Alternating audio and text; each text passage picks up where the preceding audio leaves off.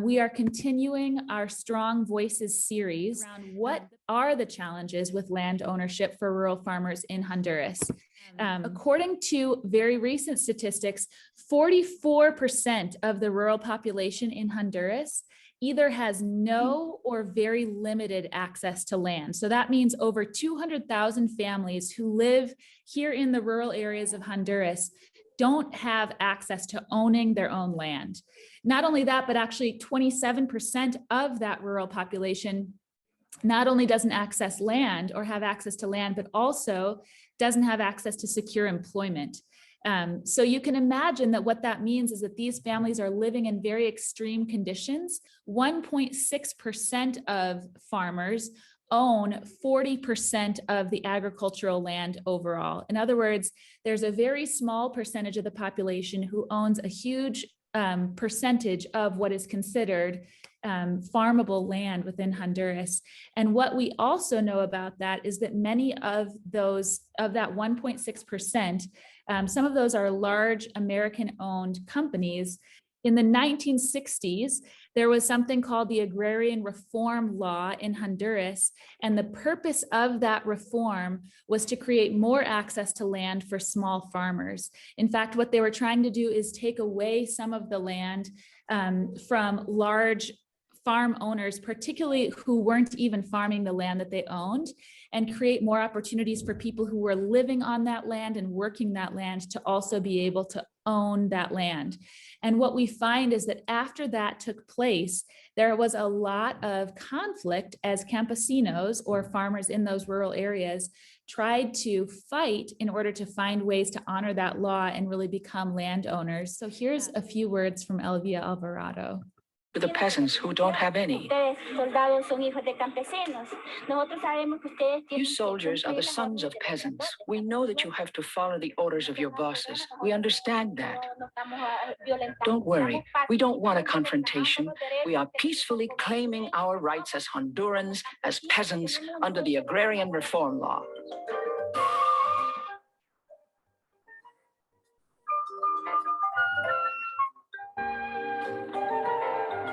Honduras is the eye of the whirlwind that is sweeping Central America. Desperately poor, it is surrounded by neighbors racked with violence and civil war, a war that has been defined as an ideological conflict, East versus West. But there is a more important story that needs to be told about Honduras. It's about poor people, tired of living and dying on the margins, who are trying to change their lives. This is the underlying reality of Honduras. This is why there is war and revolution in Central America. The life of the Honduran peasant is pitiful. People here live naked. We live without medicine, sick. People don't have a place to live. We don't have education. We peasants are all illiterate. We don't have land to cultivate. We are alive only because there is air to breathe and because there is sunlight. We're just surviving because that is all we've got. This is still an ongoing challenge for hundreds of thousands of small farmers in rural Honduras to kind of find access to land ownership. And what we really wanted to highlight is that there's a lot of research that shows without secure access to land, the rural poor will be unable to increase productivity and earn greater incomes. So we know also that achieving a more productive agricultural sector will require rural development programs, which again, as we talk with the young women that we're partnering with here on campus, a huge part of what we focus on is this idea of rural community development and what it looks like to really have a vision for growth and change within these rural communities that allows for that long-term difference. We're going to turn this over to Yolani Garcia. So she was part of our cohort 4 here at the Leadership Center. And since her time here, she's also been a business entrepreneur, a bilingual teacher at Heart to Heart, and she's designed and led multiple community projects. So after I graduated, I came back to my house, I came back to my community, and I asked myself, like, what did I learn that I can use to have a better living, a better experience in my community? So for me, what I get to study at TLC helped me to see the meaning of everything that I got back in my community.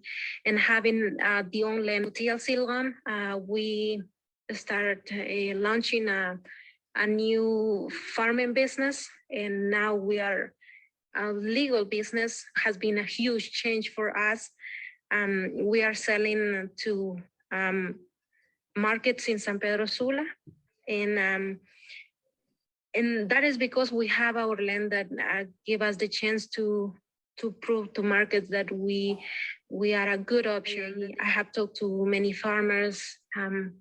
We have been exchanging points of view of how the culture of inheriting lends to, like, for me, I have to start thinking, like, once I want to have a family, I have to think, what am I gonna inherit to them?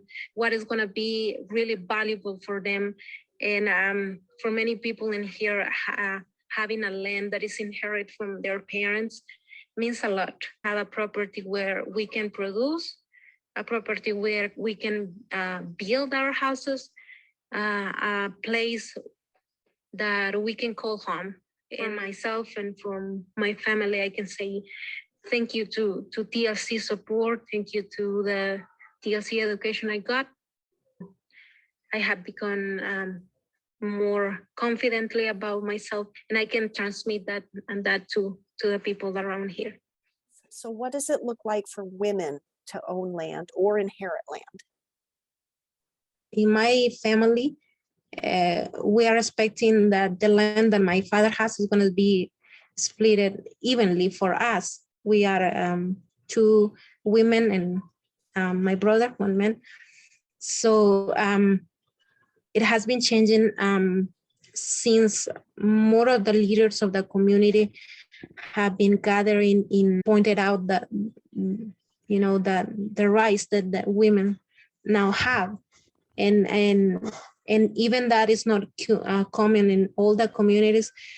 What I experienced that has been changing. Like, more of the women now are being taken as part of the inherit. I'm curious too, Yolani, according to that agrarian reform law, if the land is fallow, that should be given over to campesinos. And in your experience, where you are in Intibucá, if you're seeing still that there is a lot of struggle around land ownership, like, do you see that in your community or in surrounding communities, there is still kind of, like Elvia is talking about, this sense of, like, a lot of people who are trying to become landowners, but are experiencing resistance, either from wealthier people or from the government or from other people within the community?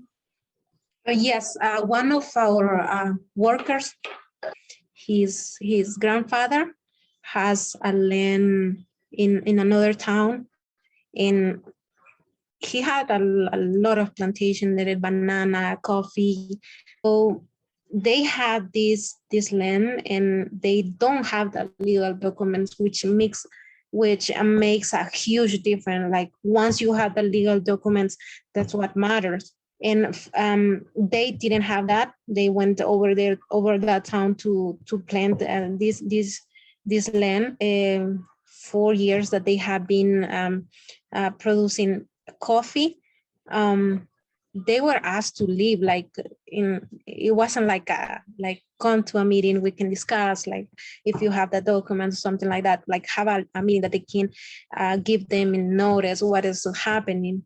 And they were the leaders of the community that were related to the mayor, which is an issue that we have been facing all over the times. Like, you can see that people who have the power, that work together with the government that are ruling in this period, those are the people who get the chance to do whatever they want. And they try their best to get back the land, but they couldn't, and at the end they lost it. Yolani, do you think that the land situation has improved any since this book was written 35 years ago? I mean, it has been improving a lot. So in my town, I I cannot say like everybody has the legal paper for their lands, but in my community, yes, everybody has their own lands.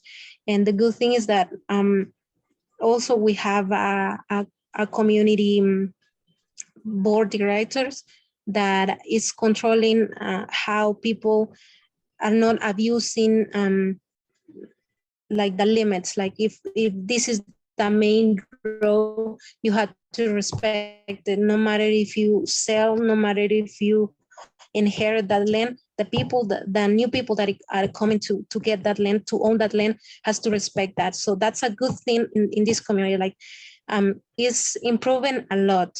Like I can say in my community, most of the people know that they have to get the right papers, all the legal documents to prove that they have their own land. In case when it's about farming, well, it's not the case because it requires a lot of documents to be a legal business.